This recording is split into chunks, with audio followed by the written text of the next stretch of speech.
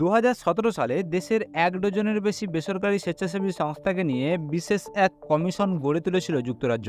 নাগরিকদের মানসিক স্বাস্থ্য এবং একাকিত্বের প্রবণতা নির্ণয় করাই ছিল এই কমিশনের মূল লক্ষ্য। রিপোর্টে উঠে আসে দেশের 14% মানুষ অর্থাৎ প্রায় 90 লক্ষ মানুষ শিকার নিঃসঙ্গতার। মাসের পর মাস ধরে কথা বলার মতো কোনো সঙ্গী পান না প্রবীণরা। তাছাড়াও 18 থেকে 35 বছর বয়সী প্রতিবন্ধী ব্যক্তিরাও ভোগেন চরম নিঃসঙ্গতায়। সাধারণ মানুষ তাদের এড়িয়ে চলতেই পছন্দ করেন। পাশাপাশি তরুণ প্রজন্মের একাংশই ক্রমে শিকার হচ্ছে একাকিত্বের। সোশ্যাল মিডিয়াই হয়ে উঠেছে তাদের সর্বস্ব। এই ঘটনার প্রতিকার করতেই 2018 সালে বিশেষ এক মন্ত্রী নিয়োগ করার সিদ্ধান্ত নেয় যুক্তরাজ্য। Ministry of loneliness. দেশের মানুষের নিঃসঙ্গতা দূর করাই এই মন্ত্রীর কাজ। ব্রিটেনে প্রথম এই মন্ত্রকের দায়িত্ব পেয়েছিলেন সংসদ জো কক্স।